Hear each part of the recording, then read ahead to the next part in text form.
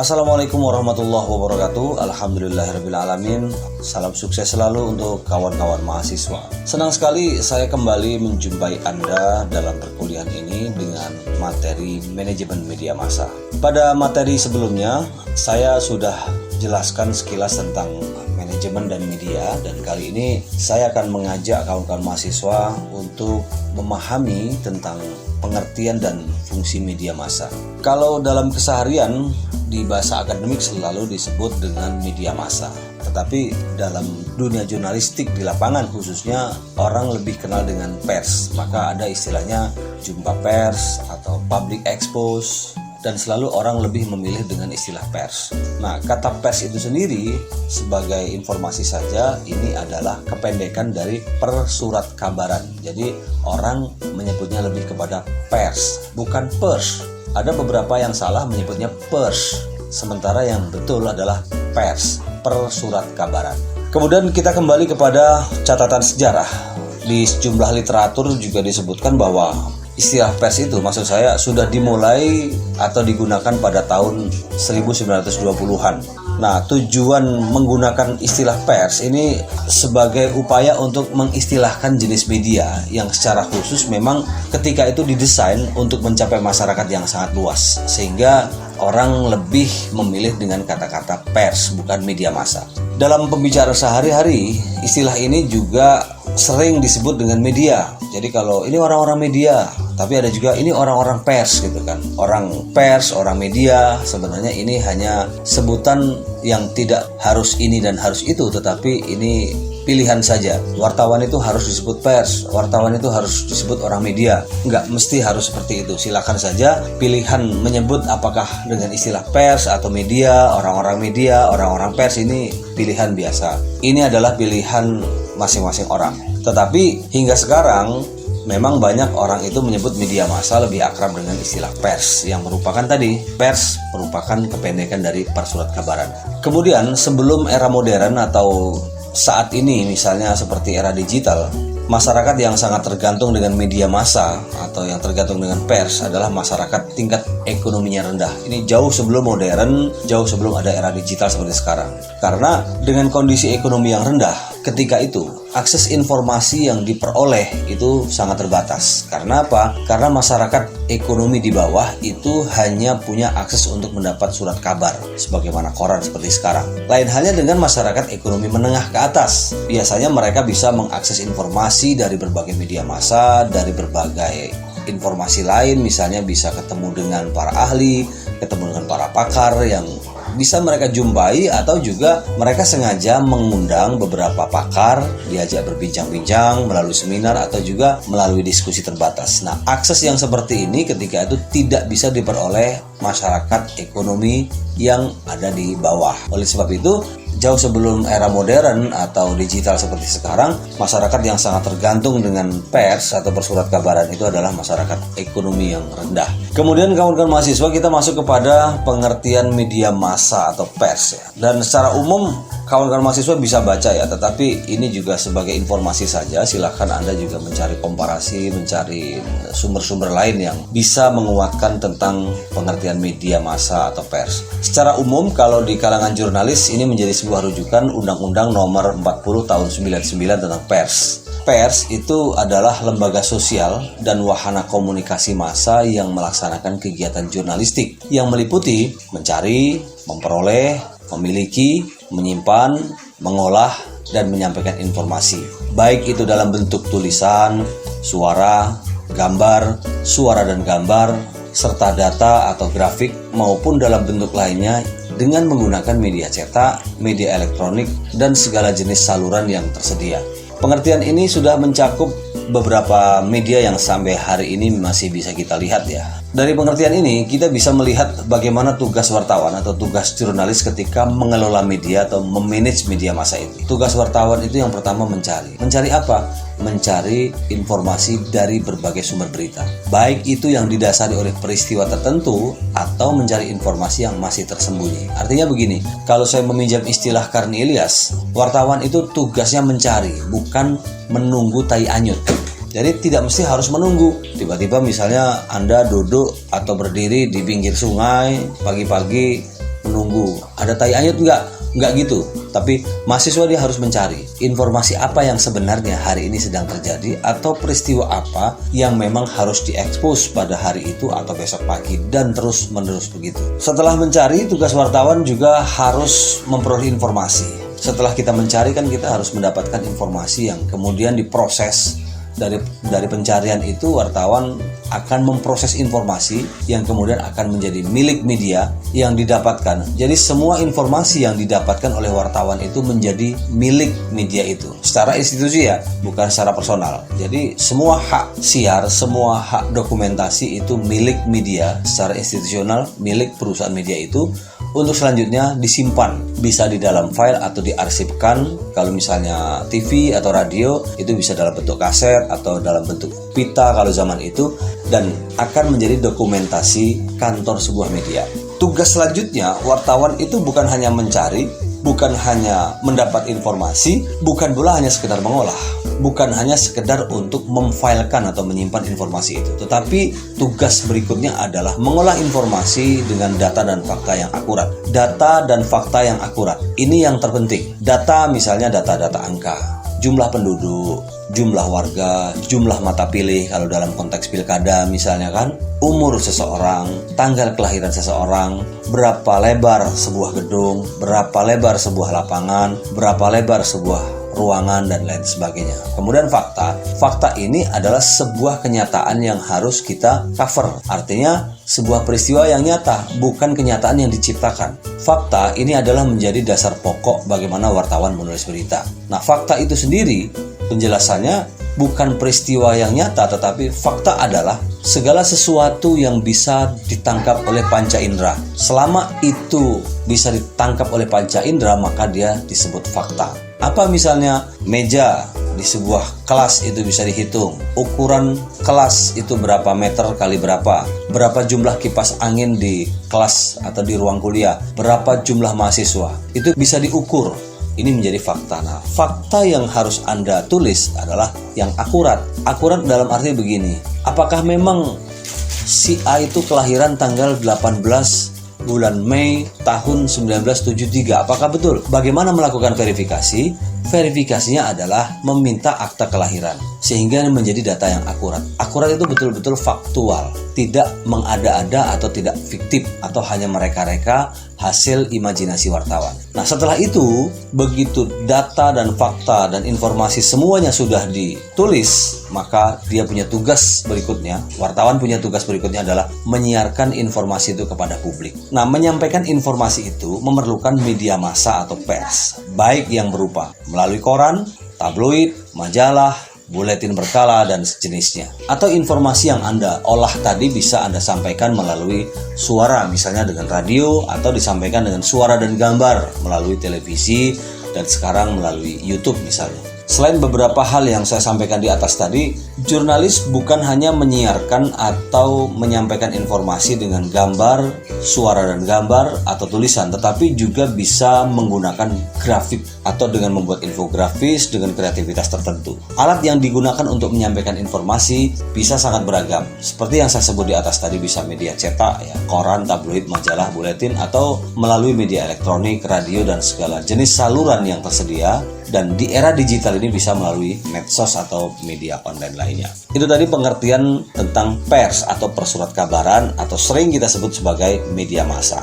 Beda lagi kalau kita bicara tentang perusahaan pers. Jadi pers, persurat kabaran adalah sebuah sistem yang ada di dalam sebuah perusahaan yang bergerak dalam pengelolaan pers atau pengelolaan media massa. Perusahaan pers adalah badan hukum Indonesia yang menyelenggarakan usaha pers meliputi perusahaan media cetak, media elektronik, dan kantor berita, serta perusahaan media lainnya yang secara khusus memang menyelenggarakan, menyiarkan, atau menyalurkan informasi. Jadi perusahaan pers ini saat ini harus berbadan hukum. Dulu juga berbadan hukum. Kalau di masa Orde Baru, pers itu harus ada namanya SIUP, Surat Izin Usaha Penerbitan Pers. Nah, sekarang setelah SIUP itu dibredel, ditiadakan oleh pemerintah Habibie waktu itu, yang kemudian melalui Menteri Penerangannya Yunus Yosvia, Dewan Pers kemudian membuat satu regulasi baru. Semua perusahaan pers harus berbadan hukum. Nah, nanti ini bisa Anda lihat dalam edaran Dewan Pers yang memang mewajibkan semua institusi atau semua perusahaan pers yang mengelola media cetak, media elektronik, atau dia dalam bentuk kantor berita, sebuah lembaga ini harus berbadan hukum. Boleh dia berbentuk PT atau dalam edaran Dewan Pers itu bisa berbentuk koperasi atau yayasan. Tapi sampai hari ini lebih banyak dalam bentuk perseroan terbatas atau PT. Sekilas saja ya, ini perusahaan pers nanti bisa kita bahas lebih detail lagi. Bagaimana syarat-syarat mendirikan perusahaan pers itu sudah persoalan-persoalan teknis. Tapi kita tentang bagaimana harus memanage media massa. Kita masuk kepada pengertian pers menurut para ahli. Pertama, menurut E.F. Saifullah Fatah, pers merupakan pilar keempat bagi demokrasi atau the fourth estate of democracy. Menurut E.F. ini, pers mempunyai peranan penting dalam membangun kepercayaan, kredibilitas, bahkan legitimasi pemerintah. Nah, yang dimaksud pers sebagai pilar keempat ini, menurut E.F., pers ini memiliki fungsi pertama sebagai alat kontrol sosial dalam kehidupan demokrasi. Fungsi kontrol tersebut menjadikan fungsi pers dalam masyarakat itu semakin menguat.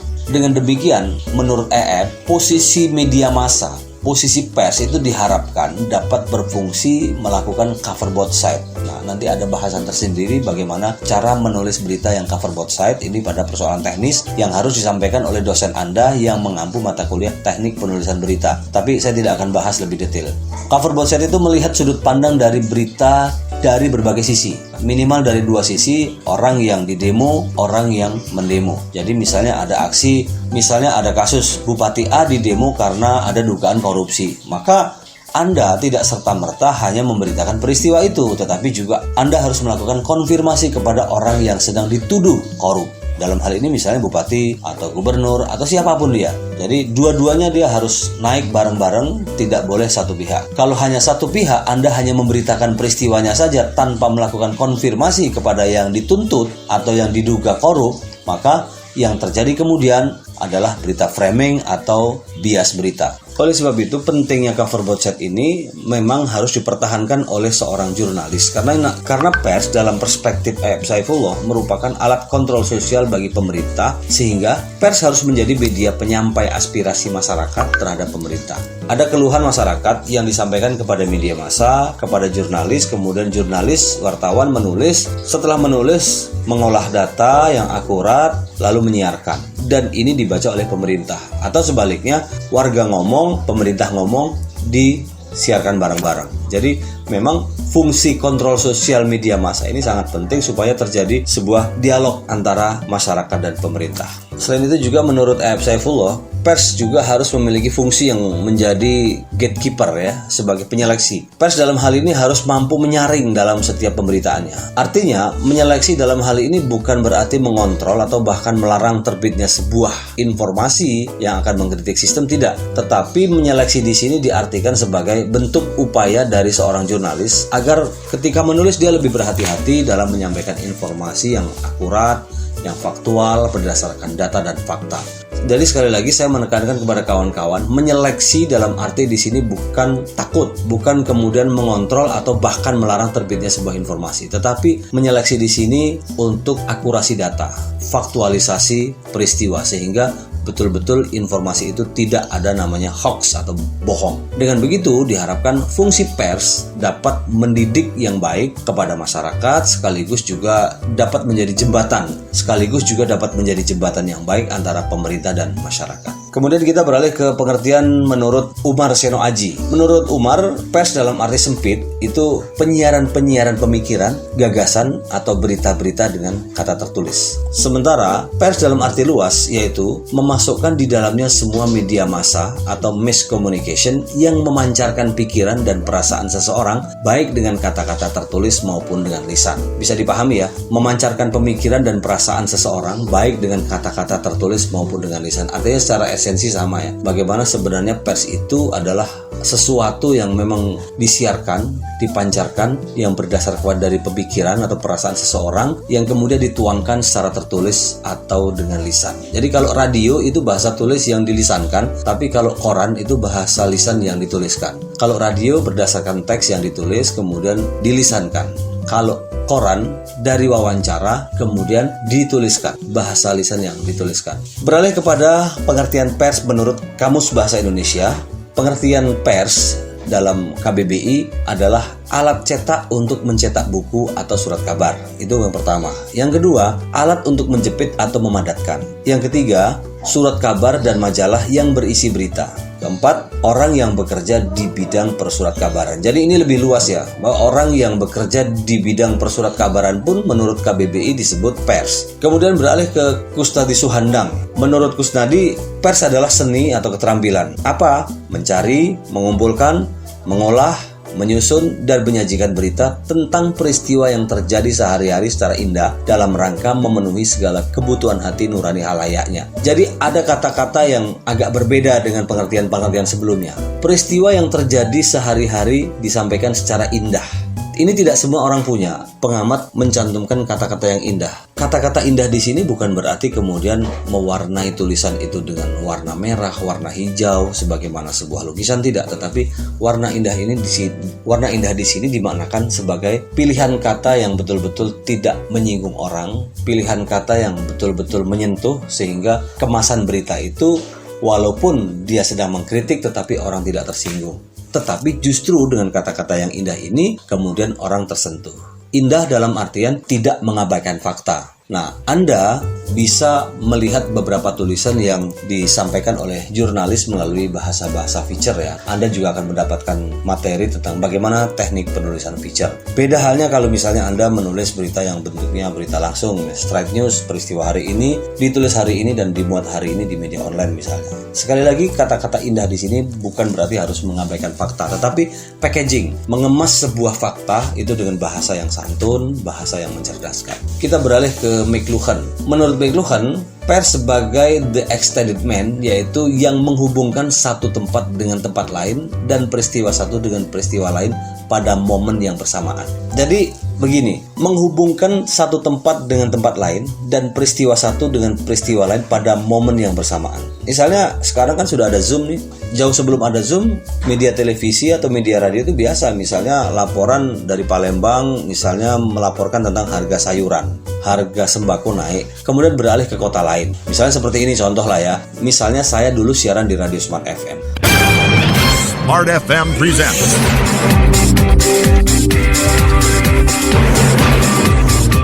Smart Morning Post.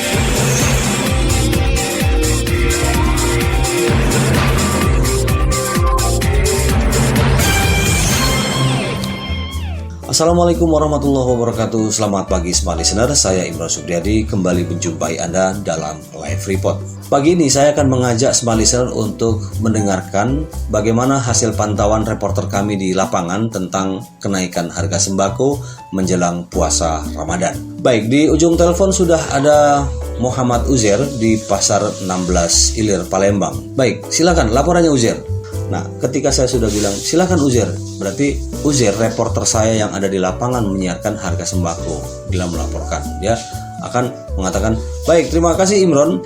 Baik, Smart Listener, saya Muhammad Uzair saat ini sedang berada di Pasar 16 Ilir, Palembang dan baru saja memantau tentang kenaikan harga sembako menjelang bulan suci Ramadan. Beberapa pedagang menyebutkan 1 bulan sebelum bulan suci Ramadan, harga sembako di Pasar 16 Ilir sudah mulai beranjak naik. Nah, setelah itu, kemudian Uzair juga menyebutkan bagaimana harga cabai itu berapa sebelumnya, setelah menjelang bulan suci Ramadan itu berapa, harga beras itu berapa sebelum menjelang bulan suci Ramadan. Nah, setelah itu baru ditutup dengan kata-kata di ujung. Baik, Smart Listener, saya Muhammad Uzair dari Pasar 16 Ilir, Palembang melaporkan untuk Smart FM. Saya akan tangkap lagi di studio. Baik, terima kasih Uzair. Demikian tadi Smart Listener, Muhammad Uzair dari Pasar 16 Ilir, Palembang. Setelah yang satu ini, saya akan kembali dengan informasi lain masih berkaitan dengan kenaikan harga sembako. Dan saya akan menghubungi Muhammad Firdaus yang ada di Pasar Induk, Jakabaring, Kota Palembang. Saya Imran Subriyadi, sesaat lagi akan kembali. Iklan masuk ya. Sudah iklan masuk, kemudian kembali lagi kita buka. Ada namanya bridging ya, ada musik jeng. Smart FM presents Smart Morning Post.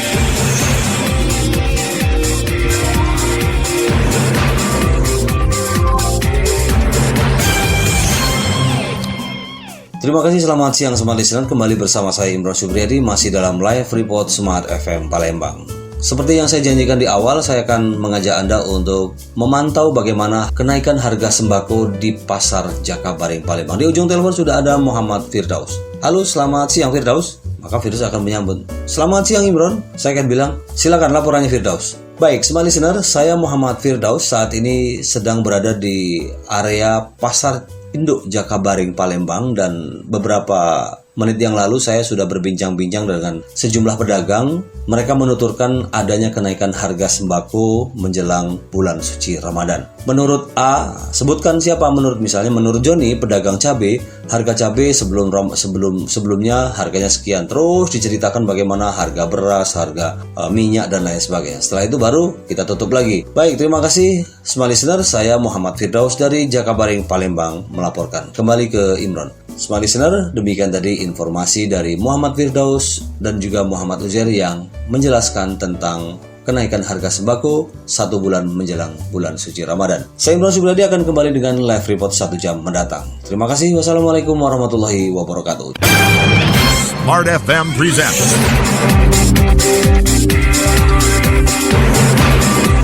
Smart Morning Post.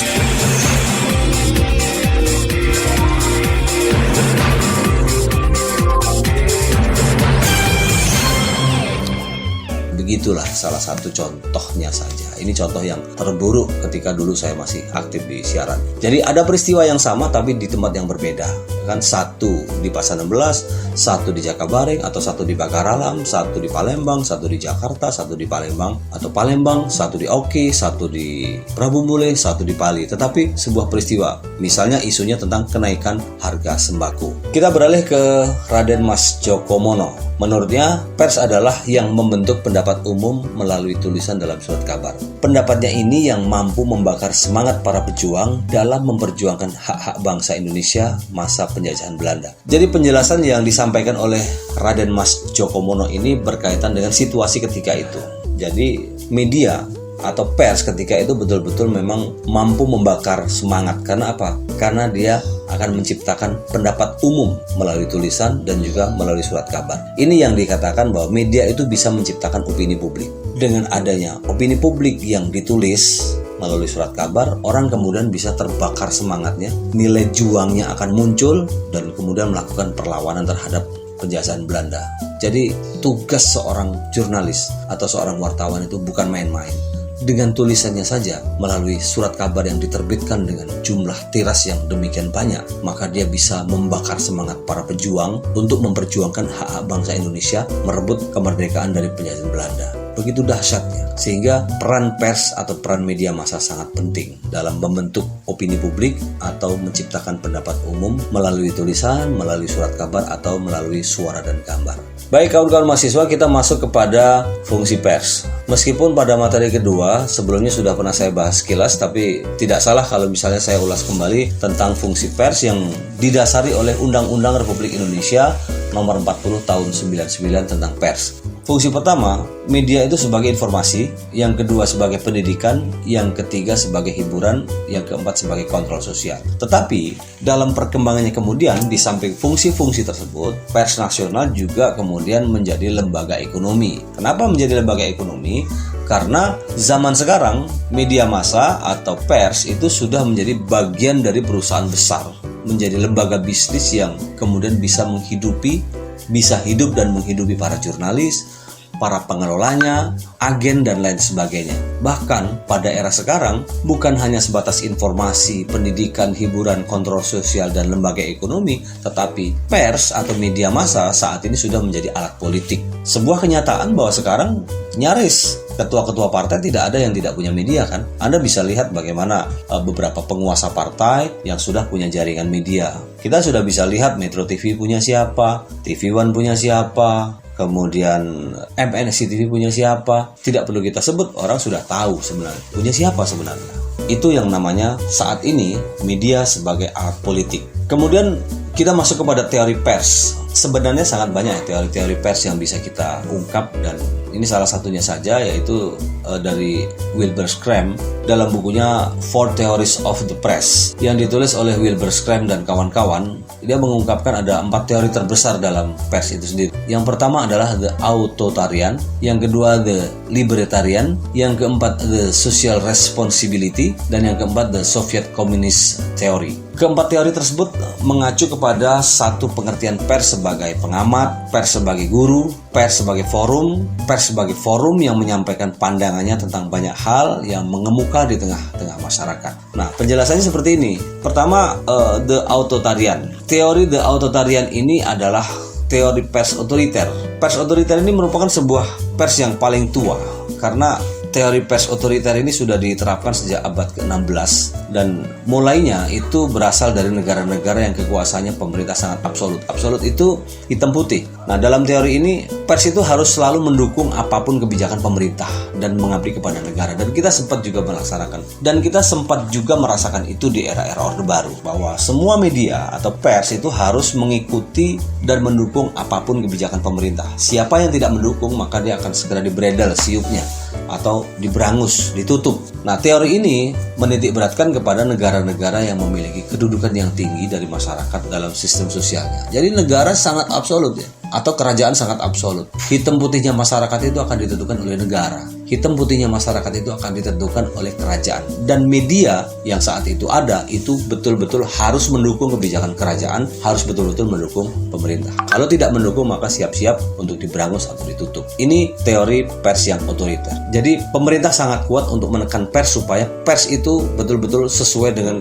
kehendak pemerintah. Yang kedua, libertarian teori atau teori pers bebas. Teori ini sebenarnya perlawanan dari masyarakat yang menuntut akan pentingnya kebebasan pers, di mana saat itu kebebasan lain seperti berpolitik, ekonomi, dan agama semakin berkembang. Maka lahirlah teori pers bebas pada abad ke-19. Ini antitesis dari pers otoriter ya, artinya ada kegelisahan. Jadi ketika pers itu ditekan oleh sistem, pemerintah begitu kuat menekan media, pemerintah begitu kuat menekan wartawan yang tidak bisa menyiarkan berita-berita yang mengkritik pemerintah, ini masyarakat juga bergejolak. Nah, ketika masyarakat juga menginginkan adanya kebebasan berekspresi, kebebasan berpolitik, kebebasan untuk menentukan hak-hak ekonominya, kebebasan untuk menentukan hak beragamanya, ini terus berkembang, maka di abad 19 kemudian lahirlah teori ini, teori pers bebas atau libertarian teori. Nah, dalam teori ini, pers tidak lagi dianggap sebagai alat pemerintah untuk mempengaruhi masyarakat. Jadi bukan pemerintah yang mempengaruhi pers untuk mempengaruhi masyarakat, tetapi justru sebaliknya. Pers ini menjadi sebuah saluran pencari kebenaran yang dapat membantu negara, bahkan berbalik dari sebelumnya. Pemerintah sebagai pengawas pers menjadi pers sebagai pengawas pemerintah. Kalau dalam teori pers otoriter, ini pemerintah yang mengontrol pers, tetapi dalam teori libertarian ini, pers yang mengontrol pemerintah. Untuk apa? Untuk mencari kebenaran dan membantu masyarakat untuk mencari fakta-fakta, sekaligus juga untuk membantu pemerintah mencari solusi bagaimana mengatur negara. Kalau kemudian kita kutip dari penjelasan John Milton ketika mengeluarkan gagasan mengenai sistem pers bebas ini, bahwa setiap orang itu mempunyai kesempatan yang sama. Untuk apa? Bahwa setiap orang itu mempunyai kesempatan yang sama ke semua saluran komunikasi dengan akses yang sama pula. Teori pers bebas ini juga memungkinkan adanya hiburan dan informasi yang lebih menarik. Namun kita juga tidak bisa memungkiri kadang-kadang kurang juga berkontribusi untuk pemerintah karena biasanya pers hanya memikirkan keuntungan dari sistem pers ini.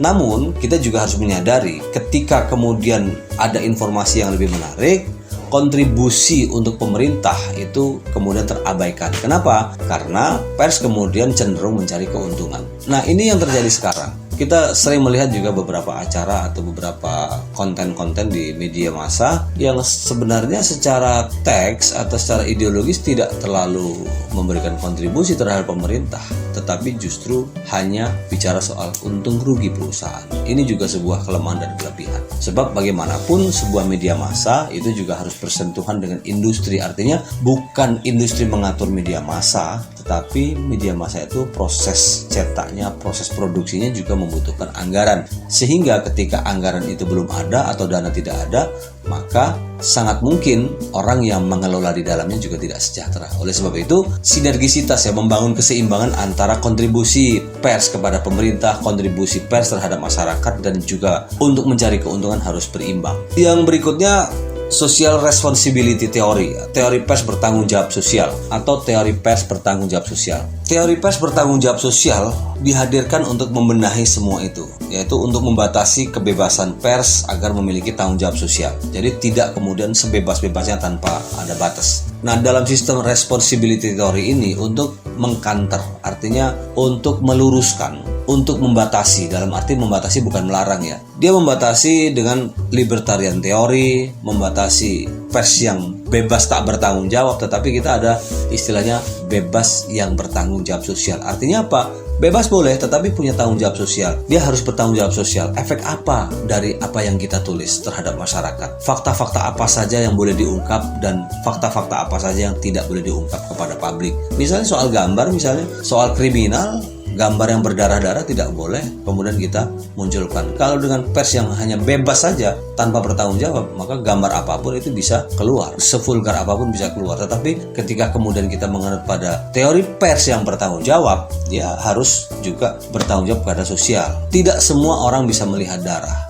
tidak semua orang bisa melihat kecelakaan, maka harus dibatasi dengan teori pers bertanggung jawab sosial. Ada nilai-nilai yang harus dijaga. Kapan berita itu disiarkan, kapan berita itu tidak boleh disiarkan, atau kapan gambar itu boleh diekspos, kapan gambar itu harus diekspos tetapi dengan blur, misalnya wajah pelaku pencuri, wajah pelaku perampok, koruptor, dan lain sebagainya. Kita masuk kepada Soviet Communist Theory atau teori pers komunis Soviet. Ini berawal dari tahun 1917 sejak revolusi merah di Uni Soviet. Teori ini dianut oleh beberapa negara karena negara itu secara hierarkis di bawah naungan Soviet. Jadi mau tidak mau teori ini atau sistem pers di dalam negara itu juga harus mengikuti teori pers komunis Soviet. Nah, sistem pers ini menopang dan memelihara pengawasan yang dilakukan oleh pemerintah sehingga tidak dapat pers bebas, sehingga sering disebut pers pemerintah. Nah, sistem ini sangat mendukung dan memelihara pengawasan yang dilakukan oleh pemerintah. Agak mirip-mirip dengan pers otoriter ya. Jadi pers itu tidak bebas, sehingga ada kecenderungan ini pers plat merah. Betul-betul pers ini betul-betul suara pemerintah. Kalau yang otoriter tadi masih ada kebebasan tetapi dikendalikan oleh pemerintah. Kalau ini betul-betul bahwa pers itu tidak bebas, sehingga orang menyebutnya sebagai pers pemerintah. Namun sejak bubarnya Uni Soviet tahun 91, kemudian berdampak kepada perubahan teori pers yang sebelumnya menganut teori pers komunis dan kemudian berubah sebagaimana media-media yang berkembang.